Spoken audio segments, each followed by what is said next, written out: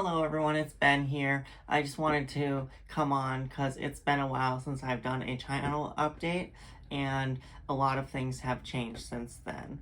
And so I wanted to talk a little bit about the month of August, what I've been doing this summer, and also so some of the changes that have been happening on the channel and what you can expect from the channel going forward. So as some of you have known, I was living in a town outside of Seattle for many years, and this summer it became like too dangerous and just too expensive to live there. So my family and we moved from there to the Twin Ports area, like Duluth, Superior, like Minnesota, Wisconsin. I'm on the Superior side of that. And in doing so, I found a job a couple weeks ago. It's called Collector's Connection. It is a store that has a bunch of records, CDs, a lot of comics, new and old comics. We got board games, Magic, and Pokemon, sports cards, a lot of collectible things. And there I've been in charge of the vinyl records at that place, as well as the Magic cards, and at my location, I am also in charge of a lot of the board gaming stuff. There's also a board game store down the street from there that I've been running a game night every Wednesday night at. So that's been one way of me getting games played. Because when you're living in a smaller town, it's harder to get games played like you normally would. So I've been also playing on my off time. I've been playing a lot of games on BGA, so I wanted to talk a little bit about some new games I've been playing on there. It's really helped with getting some of my Shelf of Shame games played. I don't know if some people count it as getting games played or not, but I just thought I would talk about some of those. Wanted to talk about some things that have been happening in life, basically. So yeah, so it's been different working here versus Seattle. The pay is a lot lower. I'm making a lot less money. I'm getting less hours, but I'm starting to do something that I enjoy. Whether the store is a place I actually enjoy being at or not is something I have to work on. But I want to keep putting out content while I'm doing that, and in order to have enough content for you guys that have been so faithfully watching us, I decided to add my friend Danielle on to the channel. So as you can see, we changed the name. So we don't know if that's going to be the name or not. We're going to use it temporarily, and if anyone has any good ideas for channel names, I'm definitely open to it. But yeah, so Danielle has been best friend of mine for as long as I can remember. She's a great person and a person that knows a lot about D&D, Magic, and some games, and so I figure that she would be a good person to bring on and have content on the channel as well. So she is still living back in the area where I lived before, back in Washington, so there won't be a ton of collaborating between the two of us in terms of putting out like videos or live plays, things like that, but we will be both working hard to get content to you. And so in that process, like I said, we changed the name. We are working on a logo. I have a temporary logo right now. My friend Harry, who also lives over by where Danielle lives, he's been working on a logo for us. So that's in the works. We're gonna work on that. I've been working on it, and he's been drawing, and he's done a really good job. So I will leave a link down below to his DeviantArt if you want to check out some of his work. If you want to support him in any way, because he's been a big help to us. And so that's something I've been working on. With the logo, I'm going to also be working on getting merch out. So if you want to support Danielle and I in a very small way, no pressure, of course, we're going to put out a merch coming pretty soon. We got like t-shirts, hoodies, and water bottles. I'm making them pretty affordable. We're not making much money on them. Probably about $5 to $7 per unit is probably about our profit on those. But, and of course some of that's going to go to Harry because he deserves a cut of that for all of his hard work that he's done in the past week or so on that. So I'm going to keep working on videos, and Danielle is going to do that when she can as well, in hopes of getting some content to you guys, because I know a lot of my content rate has been a lot lower lately. I haven't put out as much board game content. I want to put out some more board game content. I want to start putting out more videos in general, just things that from my daily life. I don't know how much of my work I'll be allowed to share with everyone, but I know there's going to be a lot of big changes coming with work too, so I don't know what the future holds with that. But I want to keep doing like videos of my pets, and Danielle might be doing the same at some point, and just to offer a wide variety for basically anyone, for people that are into board gaming. I love those people, and people that aren't into board gaming that just want to see other fun things that are going on in our lives. We appreciate those people as well.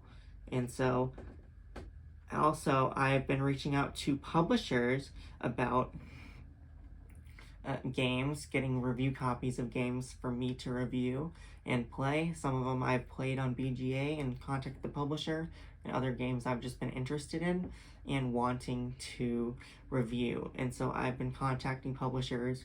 There's been a few that have reached out and say they'll send games. There's a lot of other ones that have not replied or were uninterested because the channel, because I get it, the channel is not the same as like 40,000 subscriber channel or 50,000 subscriber channel. But I appreciate everyone that's been watching and everyone that continues to tune in, whether you've been watching since I started back in November, or if you're just discovering our channel now. I would like to thank everyone who's been watching. It's really much appreciated. So that's all. That's basically all the update I have. So look for, I will send links to things as we get them, like once we get merch and we get more videos put out. I'm going to continue doing Favorite Game Friday, and Danielle will join in on weeks that she can. It's a little harder with the new 30-second limit for having both of us be featured on the same episode, but I can at least publish to the channel when we can. So the last order of business is things that I'm going to talk about the games I've played in September, largely on BGA. Hold on one second.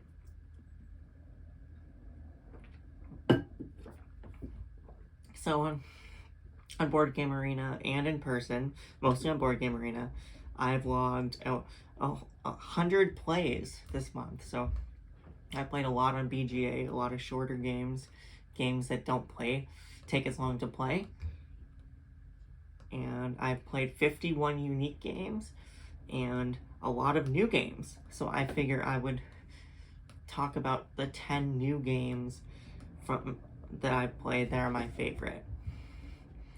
So number 10 is a Reiner Knizia card game. It is called Llama, the card game. It's kind of like a Skippo Uno combo with like poker, like push your luck, and you have a chance to fold. So in Llama, you have cards. You have a hand of cards, and every card is either numbered 1 through 6 or a llama, and you have to play a card on your turn.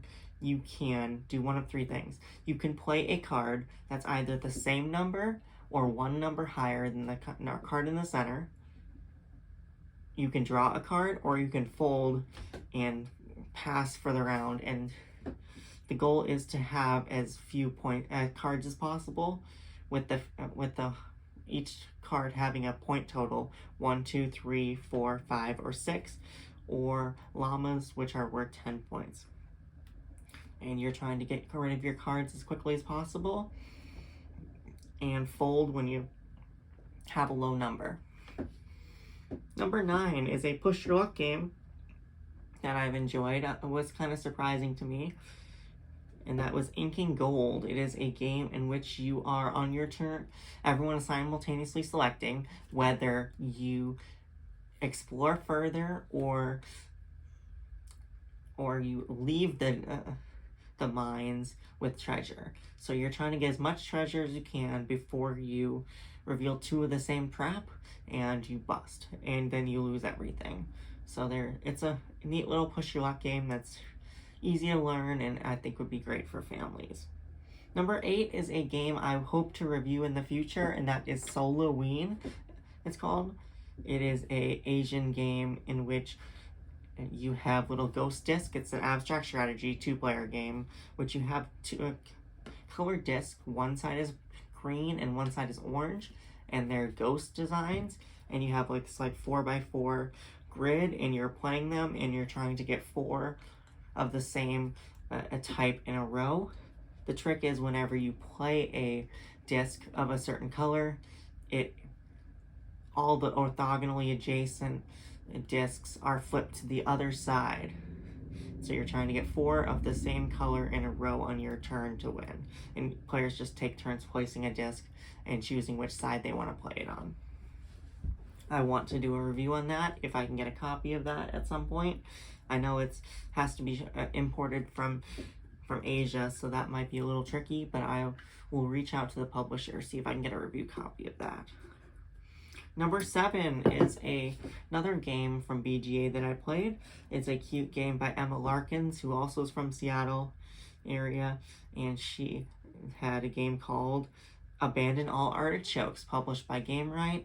It is a game where you start out with a deck of 10 artichokes, and you're trying to get rid of all your artichokes. So it's like a spin on deck building, where you're kind of deck deconstruction game where you're trying to get rid of all your artichokes, and you are going to be, on your turn, you're going to be taking a card from the garden pile. You'll have a garden pile of 4 or 5 cards. I forgot how many it was. And you can take 1 card, add it to your hand. And the difference between this and other deck building games is when you buy a card or acquire a card, it'll go to your discard pile. Whereas in this game, it goes directly to your hand, and you can use it that turn. The object of the game is to not have any artichokes in an opening hand. The first one to have an opening hand with 0 artichokes is the winner. Number 6 is the 2-player game Jaipur, in which you have a hand of cards and you are buying, selling, and trading cards in order to get points. So you sell your cards to get points, and you can buy a card from the market, or you can trade for them if you want multiples, or you can take all the camels in the row, and you are trying to get the most amount of points, best 2 out of 3 rounds. Number 5 is a little tiny drafting game by Onkama, and that is Draftasaurus, which you have your board, and you are secretly have a handful of dinosaur meeples, and you place them on your board and trying to score points. That's a cute little game that plays very quickly, especially on BGA. It takes 5 minutes to play on BGA. In person, it's 15-minute game, so it's still a light filler game. Number 4 is a game by Horrible Guild, another one I would like to do a review on if I can, and that is Potion Explosion, in which you have a row, you have a display of marbles, kind of like with Gollum, in which you are trying to pull a marble and cause a chain reaction of clanking marbles that are the same color, and you are trying to match colors for potions to complete potions and get special abilities and get points. That is Potion Explosion. Number 3 is a 2-player game as well, and that is 7 Wonders Duel. It is a great little 2-player game. It's a 2-player version of 7 Wonders, in which it's instead of closed drafting, this is open drafting, where you're drafting from a table of cards and you're drafting whatever's available, kind of like solitaire style, where you have the first card in the bottom is always revealed, and once you take that, the other cards are revealed, and you are trying to beat your opponent by either having the most points, beating them with the military track, or having 6 like 6 different science symbols. I like the head-to-head 2-player nature of this. I like that it plays quickly, and it's really good for like 2 people that really know each other and know the way they think. And so that's 7 Wonders Duel. Number 2 is 7 Wonders, in which I picked the big one here instead of the other one, just because I like the whole hand drafting, the I guess it's called closed drafting, where you're drafting only from the cards in your hand.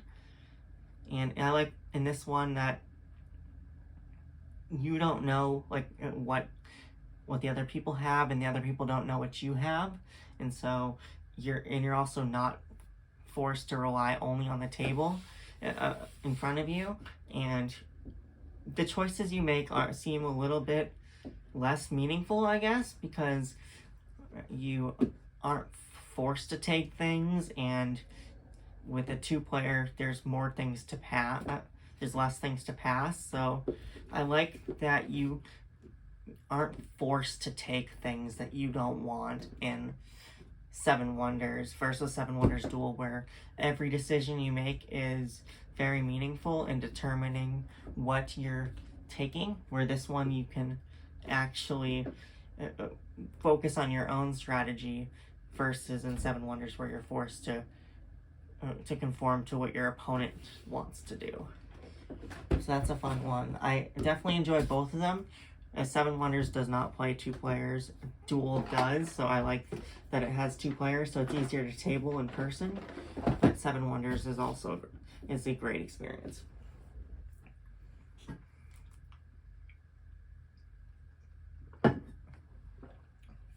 The final one I'm going to talk about is one that I've been wanting to play for a long time. Finally got to play it on BGA, and that is the Isle of Cats. It is another closed drafting game, just like 7 Wonders, in which you are drafting cards and you're using them to get resources, and you have to actually physically buy the cards, just like in 7 Wonders. You have to buy the cards with fish, and you are using those cards to help you fill out your boat of cats, rescuing as many cats as you can, getting as most points as you can from various different things, and you are trying to collect family sets of 3 or more of the same cat touching each other, and you're trying to fill up certain rooms, and you have different objectives during the game that you'll be getting. You'll be getting different gold cards to get the most points as possible, and that is my number 1 for the month, the Isle of Cats. So that's my top 10 brand new to me games. I want to at some point do a top 50, because I know we started last year and that didn't exactly get finished filming, so I want to actually follow through with that this year. I don't know what my schedule for work is going to be like in the future, just because there's a lot of changes happening. I kind of came in at the wrong time for that. But I just wanted to say thank you again for everyone that's been watching, and if anyone has any suggestions for the channel, I hope everyone has enjoyed the changes that have happened, and everyone enjoys Danielle's content just as much as I do. Thank you everyone for watching, and have a great rest of your day. Bye.